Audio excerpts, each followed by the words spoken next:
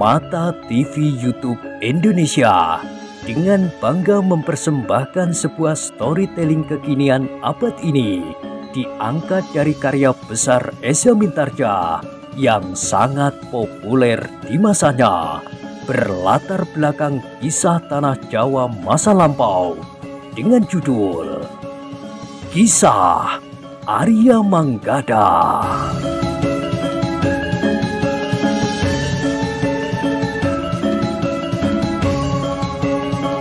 Pada kesempatan yang sangat baik ini, kita masuk pada episode yang ke-41.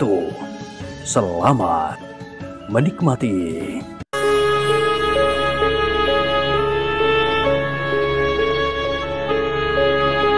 Pada episode sebelumnya telah diceritakan, sementara itu di rumah Ki Partijo Wirosentono, beberapa orang tengah sibuk membenahi rumahnya yang rusak karena seseorang telah memecahkan dinding, juga isi rumah yang tercerai-berai, bahkan halaman yang terinjak-injak kaki selagi beberapa orang bertempur.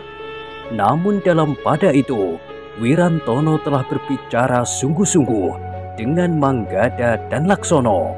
Ia berbicara tentang kemungkinan sebagaimana dikatakan oleh Ki Bekel. "Aku mohon," berkata Wirantono, "kita bersama-sama menjaga Mas Roro. Ia memang adikku, tetapi aku yakin bahwa kalian tidak berkeberatan. Bukankah kalian telah menyelamatkannya dari terkaman harimau yang garang itu? Tentu kalian juga tidak akan membiarkannya jatuh ke tangan orang-orang yang hanya akan mengambil keuntungan daripadanya, namun yang akan benar-benar dapat mencelakainya, bahkan membunuhnya. Jika hal itu terjadi, bencana itu akan berlanjut dengan kemarahan Raden Panji. Ayah dan ibu dapat dituduh menyia-nyiakan anak itu, sementara anak itu jiwanya benar-benar terancam." Kedua anak muda itu saling berpandangan sejenak, namun kemudian Manggada menjawab, "Kami sudah berada di rumah ini, Wirantono. Bagaimanapun juga kami sudah berjanji untuk tidak melanggar pesan Raden Panji. Kami akan berada di sini sampai saatnya kami ikut dibawa ke rumah Raden Panji bersama Mas Roro, sekitar setengah bulan lagi. Selama ini, tentu saja kami akan ikut bertanggung jawab apapun yang akan terjadi atas Mas Roro." "Terima kasih. Peringatan Ki Bekel nampaknya sangat menggelisahkan ayah dan ibu," berkata Wirantono. "Tetapi Ki Partijo tidak sendiri," jawab Laksono. "Ki Bekel dan seluruh padukuhan ini akan berpihak kepadanya jika terjadi sesuatu. Dalam keadaan yang tiba-tiba, pamanmu dan kau sendiri merupakan perisai yang dapat melindungi adikmu sebaik-baiknya."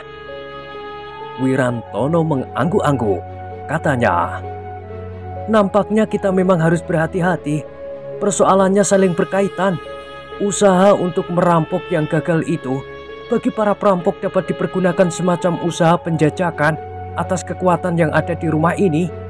Jika mereka datang lagi, mereka akan membawa kekuatan yang lebih besar, atau mereka akan mencuri kesempatan untuk mengambil Mas Roro."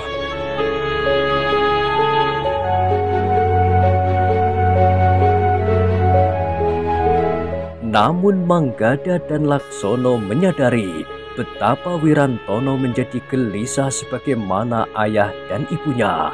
Karena itu, Manggada kemudian berkata, "Yakinkan dirimu bahwa selama aku di sini, dalam perjalanan menuju ke rumah Raden Panji, serta selama aku mendapatkan kesempatan berada di rumah Raden Panji, aku akan ikut bertanggung jawab. Demikian pula Laksono. Kami akan berada di antara seluruh penghuni padukuhan ini untuk melindungi Mas Roro. Kemudian sudah barang tentu, bersama-sama para pengawal yang akan dikirim Raden Panji saat penjemputan Mas Roro." Wirantono mengangguk-angguk.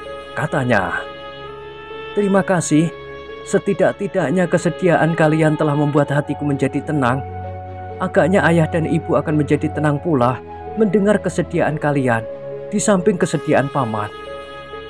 Jangan cemas, sejauh yang dapat kami lakukan," jawab Manggada. Wirantono mengangguk-angguk. Lalu katanya, Mas Roro untuk selanjutnya akan selalu berada di ruang dalam. Memang menjemukan selama setengah bulan. Di saat mandi dan mencuci, di pagiwan seluruh isi halaman ini harus bersiap-siap, dan itu akan dilakukan pagi dan sore. Apa boleh buat? Berkata Manggada. Kami akan mengawasi bagian depan rumah itu. Kau dan Ki Partijo mengawasi bagian dalam. Selanjutnya, Ki Partijo atau Wirantono akan dapat menunjuk 1 atau 2 orang untuk mengawasi bagian belakang. Barangkali pamanmu atau orang lain. Wirantono mengangguk-angguk. Ia sadar bahwa pekerjaan ini sangat menjemukan. Ia dan ayahnya akan bergantian menemani Mas Roro. Tetapi tidak dapat diambil jalan lain. Peringatan Ki Bekel itu memang masuk akal. Sementara di malam hari, para peronda pun mendapat pesan khusus dari Ki Bekel untuk ikut mengawasi rumah itu. Namun seperti pendapat Ki Reso, Ki Partijo Wirosentono tidak berniat memberikan laporan kepada Raden Panji Prangpranoto. Demikianlah, hari demi hari melangkah dengan ketegangan yang mencekam seisi rumah itu. Para pekerja telah melengkapi diri mereka dengan senjata di lambung. Parang tidak pernah terlepas dari setiap pekerja di rumah itu. Ki Partijo yang merasa sangat beruntung bahwa 2 anak muda yang telah menyelamatkan Mas Roro dari terkaman harimau itu masih berada di rumahnya. Dengan demikian kedua anak muda itu bersama anaknya merupakan pelindung terbaik bagi Mas Roro di samping pamannya. Namun karena Ki Reso kadang-kadang mempunyai kepentingan sendiri, maka jarang berada di rumah Ki Partijo Wirosentono. Yang sering nampak di halaman, di kebun dan bahkan di sebelah kandang itu adalah ketiga anak muda itu, Manggada, Laksono, dan Wirantono. Namun jika di rumah itu sedang ada beberapa orang pekerja menjemur padi di halaman atau sedang mengerjakan pekerjaan lain, ketiga anak muda itu menyempatkan diri ke sanggar. Dalam pada itu, Manggada dan Laksono berlandaskan pada ilmu serta pengalamannya, berusaha mengembangkan ilmunya. Bahkan ia sempat memungut beberapa unsur gerak yang bermanfaat untuk melengkapi ilmunya dari Wirantono. Demikian pula sebaliknya, mereka yakin guru-guru mereka tidak akan berkeberatan melihat kejadian itu. Dengan demikian, betapapun lambatnya, ilmu mereka telah meningkat. Apalagi pada Manggada dan Laksono yang telah mendapat alasan kokoh yang diberikan seorang ajar yang tinggal di pondok terpencil bersama seorang bertubuh bongkok dan sepasang harimau yang dapat dikendalikannya dengan baik. Namun sampai hari yang dijanjikan Raden Panji untuk menjemput Mas Roro tiba, tidak pernah lagi terjadi gangguan berarti atas Mas Roro. Tidak ada perampok yang akan mengambil benda-benda berharga di rumah Ki Partijo. Tidak ada pula orang yang berusaha mengambil Mas Roro untuk kepentingan apapun. Namun Ki Bekel tetap membantu sebaik-baiknya. Di malam hari, para peronda tetap mendapat perintah untuk lebih sering melihat-lihat keadaan rumah itu. Jangan hanya lewat sambil memukul kentongan, berkata Ki Bekel. Kalian harus melihat dan meyakinkan bahwa tidak terjadi sesuatu di rumah itu. Sebagaimana kalian ketahui, jika Raden Panji Prangpranoto marah, kita semua dapat mengalami perlakuan buruk karena ia memegang kekuasaan pemerintahan di daerah ini, bahkan mempunyai wewenang atas sejumlah prajurit. Sebenarnya lah, menjelang hari yang ditentukan itu, para peronda melakukan tugasnya dengan sebaik-baiknya. Tetapi untuk menenteramkan hati para peronda, jumlah mereka berlipat 2. Bahkan sejak 3 hari sebelum hari yang ditentukan, sebagian dari para peronda itu berjaga-jaga di regol halaman rumah Ki Partijo bergantian. Namun Ki Partijo Wirosentono yang merasa mendapat bantuan besar dari para peronda setiap malam menjelang hari-hari yang ditentukan itu mengirimkan minuman dan makanan bagi para peronda. Mendekati hari yang ditentukan, Ki Partijo memang sudah bersiap-siap untuk menerima utusan Raden Panji yang akan menjemput Mas Roro.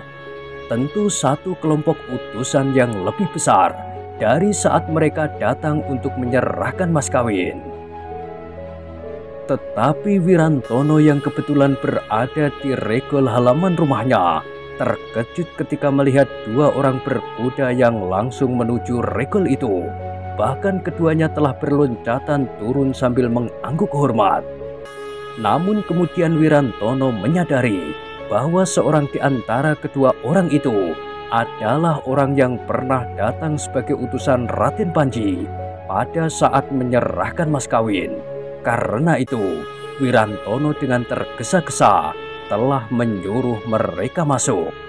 Kepada seorang yang sedang sibuk membersihkan halaman, Wirantono berkata, "Katakan kepada ayah, ada utusan dari Raden Panji Prangpranoto. Katakan bahwa kami tidak membawa persoalan baru agar Ki Partijo tidak menjadi gelisah," berkata utusan yang pernah datang ke rumah itu sebelumnya. Demikianlah Wirantono mempersilahkan kedua orang itu naik dan duduk di pendopo. Sementara itu Ki Partijo yang diberitahu dengan tergesa-gesa keluar dari peringgitan. Dengan ramah Ki Partijo Wirosentono menyapa tamu-tamunya serta menanyakan kabar keselamatan. Namun dalam pada itu, baik Ki Partijo Wirosentono maupun Wirantono bertanya-tanya di dalam hati, kenapa hanya dua orang yang datang menjemput Mas Roro? Apakah selanjutnya Mas Roro harus pergi bersama mereka dengan berjalan kaki atau naik kuda atau bagaimana? Tetapi Ki Partijo Wirosentono dan Wirantono sama sekali tidak berani menanyakannya. Jika terjadi salah paham, utusan itu akan menganggap bahwa Mas Roro telah menjadi terlalu manja dengan minta dijemput iring-iringan yang panjang dengan berbagai macam pertanda kebesaran. Namun sebelum Ki Partijo bertanya, utusan itu telah lebih dulu menyampaikan pesan Raden Panji.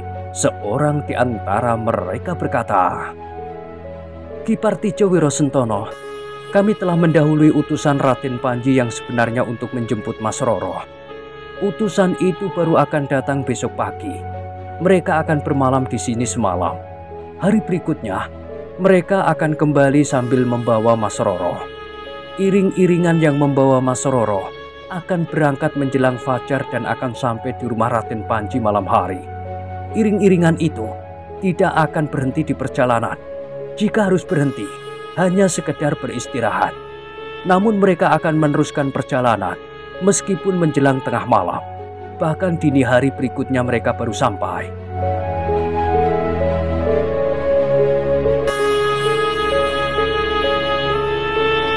Ki Partijo Wirosentono menarik nafas dalam-dalam.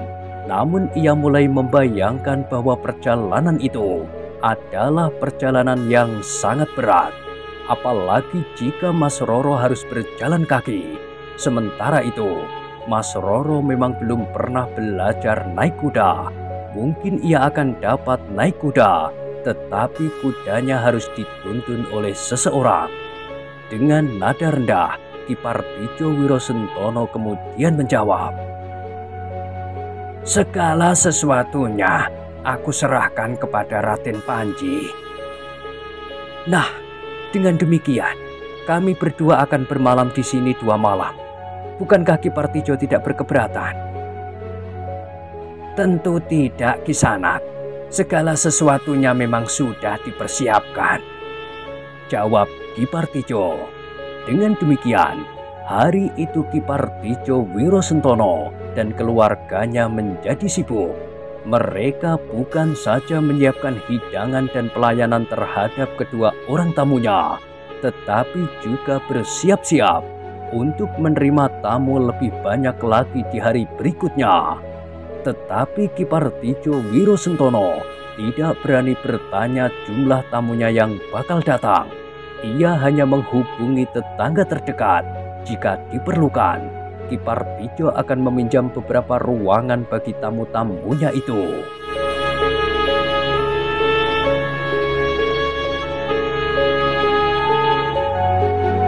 Tentu saja tetangga-tetangganya tidak berkeberatan sama sekali, apalagi mereka tahu tamu yang akan datang itu adalah utusan Raden Panji Prangpranoto yang akan mengambil Mas Roro sebagai istri. Manggada dan Laksono yang telah diberitahu Wirantono menjadi sedikit lega. Ia sudah terlalu lama terkungkung tanpa berbuat sesuatu yang berarti bagi banyak orang. Jika Mas Roro kemudian dijemput, mereka tentu akan segera mendapatkan kebebasannya kembali. Mereka tidak memikirkan apakah akan menerima hadiah dari Raden Panji ataupun tidak. Malam pada itu ketika Ki Reso datang, seperti ketika utusan yang terakhir datang, sikapnya sangat ramah. Banyak hal yang telah dibicarakan utusan itu dengan Ki Reso tentang keselamatan Mas Roro. Namun baik Ki Partijo Wiro Sentono maupun Ki Reso itu masih belum mengatakan perampokan yang telah terjadi di rumah itu. Ki Partijo memang minta agar Ki Reso tidak tergesa-gesa untuk menyampaikannya. Ki Partijo Wiro Sentono sendirilah yang akan menyampaikannya jika semua utusan Raden Panji telah datang. Namun menjelang senja, Ki Reso sudah tidak nampak di rumah itu. Ki Partijo memang tidak menghiraukannya karena adiknya itu sudah punya rumah sendiri. Malam itu Ki Partijo Wiro Sentono masih saja diganggu oleh kegelisahan. Namun kehadiran kedua orang utusan Raden Panji itu membuatnya sedikit tenang. Keduanya tentu orang-orang yang berilmu tinggi. Jika terjadi sesuatu, lawan yang bagaimanapun kuatnya akan teratasi. Seperti malam sebelumnya, beberapa orang peronda berada di regol halaman rumah itu ketika malam turun. Kedua orang utusan yang masih duduk di pendopo telah mendapat keterangan bahwa peronda selalu memperhatikan keselamatan para penghuni padukuhan itu, sehingga mereka terbiasa berada di regol-regol halaman selain mereka yang berada di gardu. Namun agaknya kedua utusan itu dapat menangkap maksud Ki Partijo Wiro Sentono bahwa para peronda yang ada di regol halaman itu ikut membantu berjaga-jaga di rumah yang akan mengadakan upacara pelepasan anak gadisnya. Tetapi mereka sama sekali belum mendapat keterangan tentang perampokan yang telah terjadi. Ketika malam menjadi semakin dalam, kedua orang itu dipersilahkan untuk beristirahat di gandok sebelah, sementara Manggada dan Laksono berada di gandok lain. Namun keduanya telah diberitahu bahwa besok mereka akan berada di bilik Laksono karena tamu yang lain akan datang menjemput Mas Roro dan bermalam di rumah itu semalam. Ternyata malam itu tidak terjadi sesuatu. Padukuhan Nguter terasa tenang dan bahkan sepi. Sekali-sekali di malam hari memang terdengar para peronda berkeliling padukuhan sambil membunyikan kentongan-kentongan kecil dengan irama kotekan. Dengan demikian mereka yang tertidur terlalu nyenyak akan terbangun. Ketika kemudian fajar menyingsing, dapur di rumah Ki Partijo Wiro Sentono sudah tampak sibuk. Beberapa orang perempuan telah menyiapkan minuman panas bagi dua orang tamu utusan Raden Panji, serta kedua orang anak muda yang telah menyelamatkan Mas Roro. Tetapi agaknya keluarga Ki Partijo Wiro Sentono memang lebih memperhatikan kedua utusan Raden Panji itu daripada Manggada dan Laksono selain Wirantono. Bagi Wirantono, kedua anak muda itu merupakan tamu yang sangat berarti bagi keluarganya. Tanpa kedua anak muda itu, segalanya tidak akan terjadi. Mas Roro tentu sudah diterkam harimau. Jika kemudian datang utusan Raden Panji, mereka tidak akan datang membawa mas kawin, tetapi mereka akan datang untuk memaki-maki. Bahkan mungkin Raden Panji mempunyai prasangka buruk terhadap Ki Partijo Wirosentono.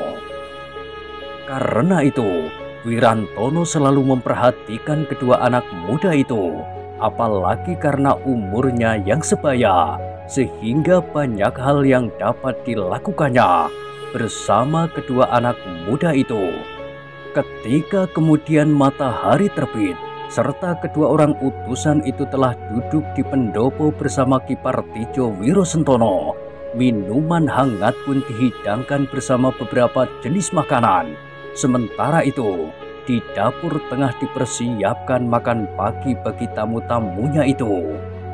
Wirantono yang kemudian menemui ayahnya di ruang dalam berkata, "Aku bawa kedua anak muda itu ke pendopo, ayah, biar mereka minum dan makan bersama utusan-utusan itu." Jangan," cegah ayahnya. "Biar saja anak-anak muda itu diserambi. Kawani mereka minum dan makan makanan yang akan dihidangkan." "Kenapa mereka tidak dipersilahkan naik ke pendopo bersama-sama para tamu itu, ayah?" bertanya Wirantono. "Mereka adalah utusan Raden Panji," jawab ayahnya. "Mereka hanya utusan Raden Panji," sahut Wirantono. "Sedangkan anak muda itu telah menyelamatkan Mas Roro. Semuanya tidak akan berarti apa-apa tanpa kedua anak-anak muda itu." Ayahnya menarik nafas dalam-dalam. Katanya, "Aku sama sekali tidak mengecilkan arti mereka berdua. Tetapi aku hanya sekedar menempatkan mereka dalam terapan unggah-ungguh. Mereka masih terlalu muda untuk duduk dan berbincang dengan orang-orang tua yang berbicara tentang perkawinan Mas Roro dengan Raden Panji." Wirantono menarik nafas dalam-dalam, namun ia kemudian berkata, "Baiklah jika itu alasan ayah, tetapi bagiku keduanya justru merupakan orang-orang yang paling penting bagi kita. Kecuali mereka telah menyelamatkan Mas Roro, mereka juga telah menyelamatkan mas kawin yang telah ayah terima dari Raden Panji." Ki Partijo menarik nafas dalam-dalam. Yang diutarakan anaknya itu telah mengingatkannya betapa penting kedudukan kedua anak muda itu di rumahnya, apalagi keduanya bertahan di rumahnya karena keduanya diperlukan oleh Raden Panji. Karena itu, ketika kemudian dihidangkan minuman dan makanan ke Serambi Gandok, hidangan itu tidak ubahnya dengan hidangan yang disuguhkan kepada para tamu di pendopo. Namun hari itu Ki Partijo Wirosentono harus bersiap-siap menerima tamu yang lebih banyak lagi. Ia memang kesulitan untuk menduga berapa orang yang akan datang. Sementara rasa-rasanya ia segan menanyakan kepada kedua utusan yang mendahului itu. Tetapi agaknya utusan itu mengerti kesulitan Ki Partijo Wirosentono ketika ia mendengar pembicaraan Ki Partijo Wirosentono dengan Wirantono di halaman untuk membicarakan beberapa rumah tetangga yang harus mereka pinjam. "Ki Partijo," berkata utusan itu, "barangkali ada gunanya Ki Partijo mengetahui. Utusan yang hari ini akan datang kira-kira 10 orang. Mereka akan datang berkuda dan berharap Mas Roro juga bersedia berkuda besok." "Anakku belum pernah naik kuda," berkata Ki Partijo Wirosentono.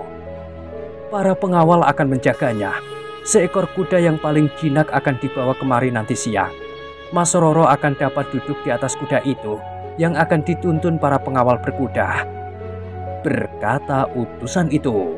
Namun kemudian katanya, "Tetapi jika tidak memungkinkan, Mas Roro akan dibawa dengan tandu. Tandu itu akan disiapkan di sini nanti, agar besok tandu itu dapat dipergunakan. Namun tentu saja perjalanan kita akan menjadi bertambah lama."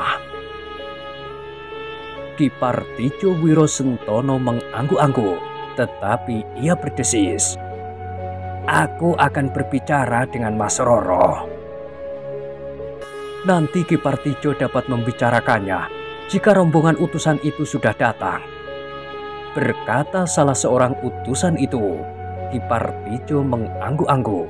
Katanya, "Baiklah, sementara ini biarlah kami membuat persiapan-persiapan." Mereka baru akan datang setelah lewat tengah hari. Seandainya mereka berangkat menjelang dini hari, sebagaimana direncanakan, berkata utusan itu. Ki Partijo mengangguk-angguk. Dengan demikian ia telah mendapat gambaran penyambutan yang dapat diberikan, baik hidangan yang harus disiapkan, maupun penginapan bagi para utusan yang harus tetap merasa mendapat penghormatan cukup.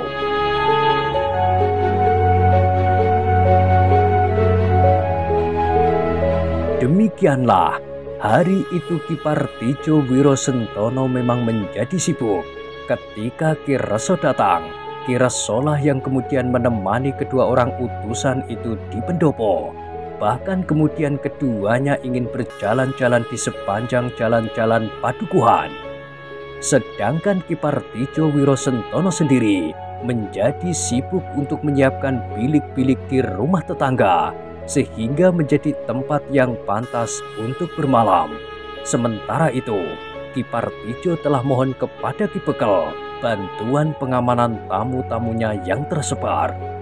Meskipun tamu-tamunya itu tentu memiliki kemampuan prajurit, tetapi karena mereka terpisah-pisah, maka jika terjadi sesuatu pada satu dua orang yang tidak sempat memberikan isyarat, maka Ki Partijo Wirosentono tentu akan mengalami kesulitan.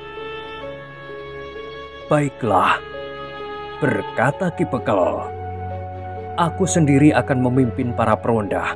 Malam nanti aku akan berada di gardu." "Tidak," jawab Ki Partijo. "Aku mohon Ki Bekel ikut menemui tamu-tamuku." Ki Bekel tersenyum. Katanya, "Bukankah tamu-tamumu akan datang sebelum matahari turun? Aku akan ikut menerima tamumu itu. Tetapi kemudian menjelang senja, aku minta diri untuk mengatur para peronda." Ki Partijo termangu-mangu, namun kemudian ia berkata, "Baiklah, sebelumnya aku mengucapkan terima kasih."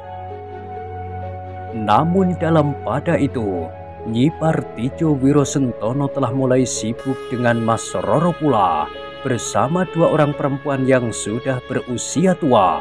Keduanya telah memandikan Mas Roro secara khusus, upacara mandi yang biasa dilakukan sehari sebelum perkawinan. Yang dilakukan atas Mas Roro hanya sekedar usaha untuk membuat Mas Roro menjadi lebih cerah dan berbau wangi. Tetapi dengan demikian, di luar sadarnya, beberapa kali Nyi Partijo Wirosentono telah menitikkan air mata. Ia merasa bahwa gadisnya itu akan hilang dari keluarganya untuk selama-lamanya. Ketika Ki Partijo melihat istrinya bersedih, maka ia pun berdesis, "Bukankah kita berharap agar anak kita mendapatkan kesempatan yang lebih baik di masa mendatang?" Nyi Partijo tidak menjawab, tetapi kepalanya menunduk, sedangkan titik-titik air matanya menjadi semakin deras. "Nyi," berkata Ki Partijo Wirosentono, "bukankah kita justru harus bersyukur?" "Apakah Kakang yakin begitu?" bertanya Nyi Partijo. Ki Partijo justru terdiam. Ditepuknya bahu istrinya sambil berdesis, "Semua kita serahkan kepada Yang Maha Agung." Istrinya menarik nafas dalam-dalam, tetapi titik-titik air mata itu masih saja mengembun dari matanya. Mas Roro sendiri tidak menangis. Ia melihat ibunya dengan wajah yang sayu, tetapi seakan-akan gadis itu sudah kehilangan perasaannya menghadapi hari-hari perkawinannya. Pandangannya terasa kosong dan keningnya tidak pernah nampak berkerut lagi.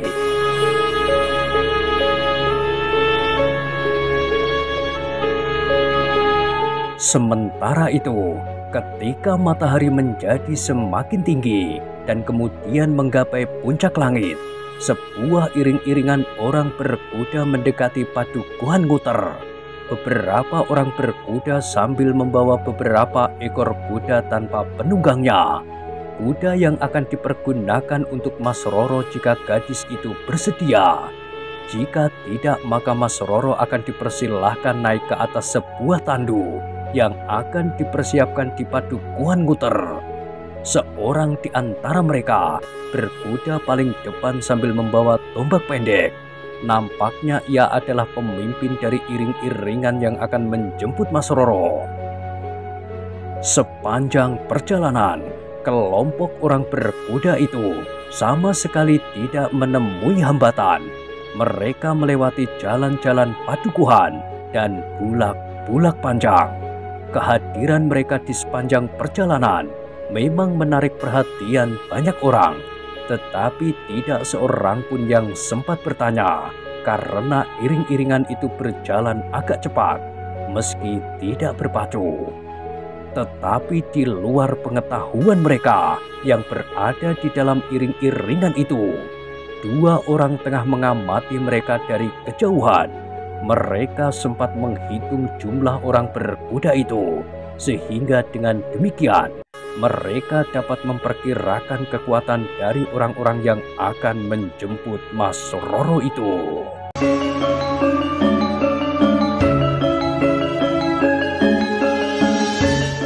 Nah, bagaimanakah kisah selanjutnya?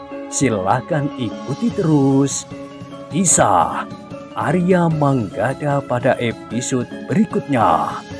Sampai jumpa.